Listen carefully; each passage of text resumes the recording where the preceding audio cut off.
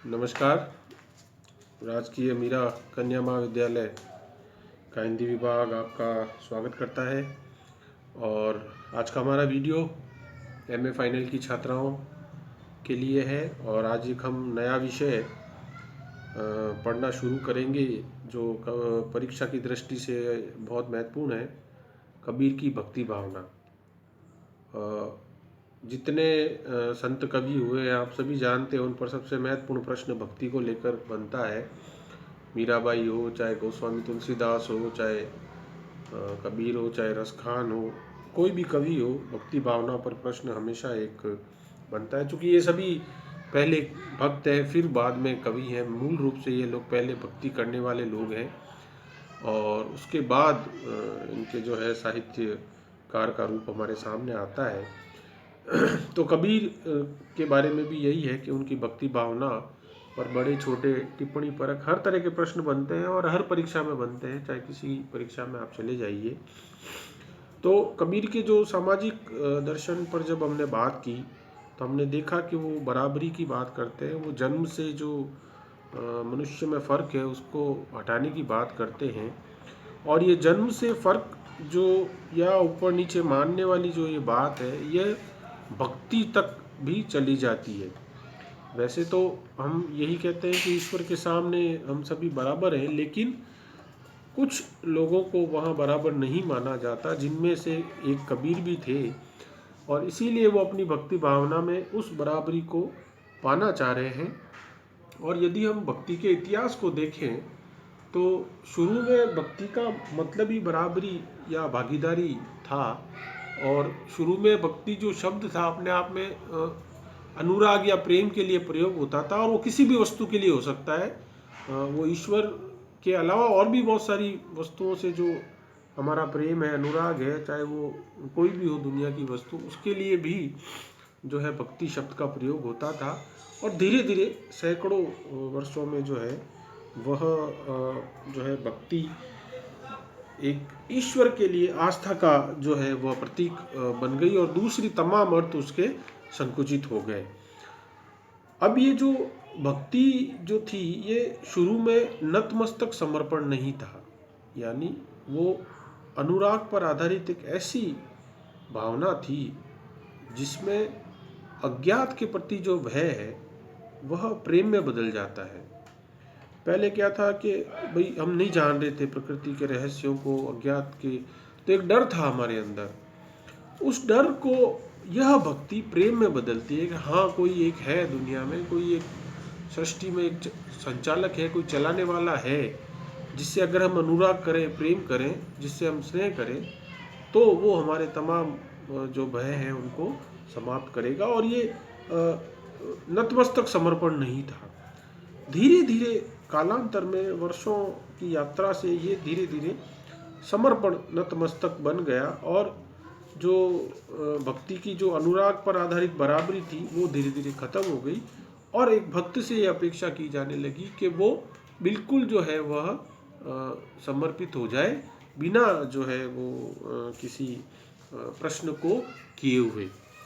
तो यह जो बात है, यह भक्ति के बारे में हमें ध्यान रखने की है। और उपासना के रूप में अगर हम बात करें भक्ति की, तो ये रामानंद और कबीर के कोई 300 साल पहले ये परंपरा शुरू हो जाती है, जब एक उपासना पद्धति के रूप में भक्ति का उदय हमारे यहाँ होता है। और कबीर भी उसी परंपरा में आते हैं, रामानंद के शिष्य के रूप में। अब कबीर जिसकी भक्ति करते हैं उसका नाम क्या है, उसको कौन क्या कहते हैं? तो कबीर उनको बुलाते हैं राम, हरि, गोविंद, केशव। ये सब उनके नाम हैं कबीर के, अपने ईश्वर को संबोधित करने वाले नाम। कबीर राम भी कहते हैं, गोविंद भी कह देते हैं, केशव भी कह देते हैं, तो हरि भी कह देते हैं। लेकिन ध्यान देने की बात यह है कि उनका जो राम है, उनकी जो भक्ति का आधार राम है, वह निर्गुण निराकार है। मैं दोबारा से बोल रहा हूँ कि कबीर के जो राम, जो उनकी भक्ति के आधार है, जो उनके ईश्वर का प्रतीक है, वह निर्गुण निराकार है, सगुण नहीं। यही सबसे बड़ा फर्क कबीर और सगुण भक्त कवियों जैसे तुलसीदास या और तमाम भक्त कवियों और कबीर में है। उनके राम सगुण ईश्वर सगुण ब्रह्म के प्रतीक हैं, तो कबीर के जो राम हैं वह निर्गुण निराकार ईश्वर है। दूसरी बड़ी बात यह है कि कबीर के ये राम जन्म नहीं लेते, क्योंकि ये कण कण में व्याप्त हैं, देश काल से परे हैं, वह अवतार नहीं लेते। ये जो कबीर के राम हैं जिनकी वो भक्ति कर रहे हैं, यह दशरथ पुत्र राम नहीं है। और गोस्वामी तुलसीदास जी के जो राम हैं जिनकी वो भक्ति कर रहे हैं, वह राजा दशरथ के पुत्र राम हैं, जिनका सीता से विवाह हुआ है, जिनके लक्ष्मण भाई है और जिनकी माता कौशल्या है।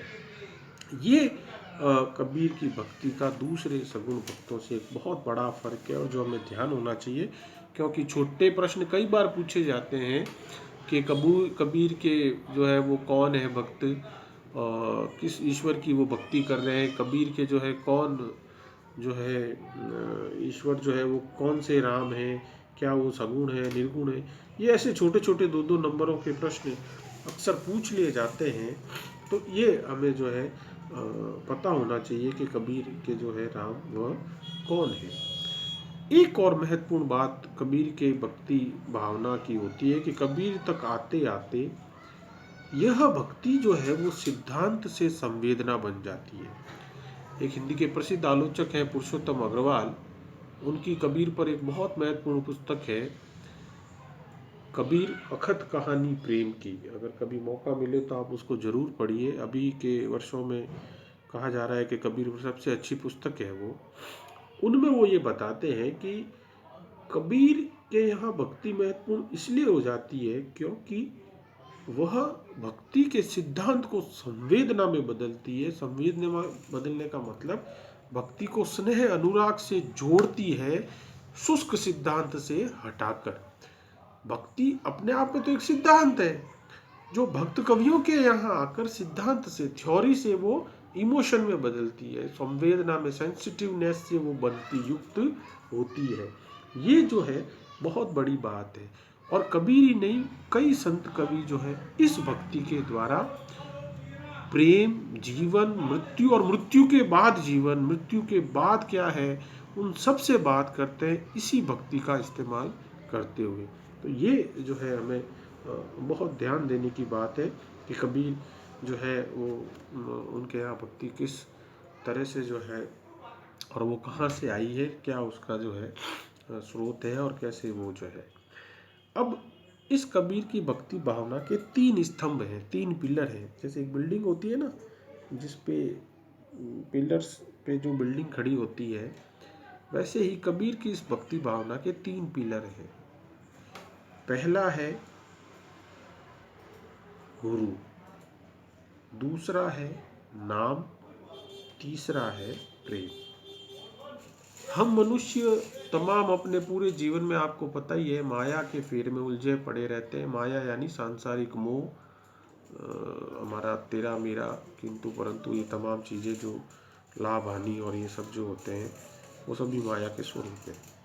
तो एक आम भक्त, आम इंसान जो है वो इसी माया के चक्र में, चक्रव्यूह में उलझा रहता है।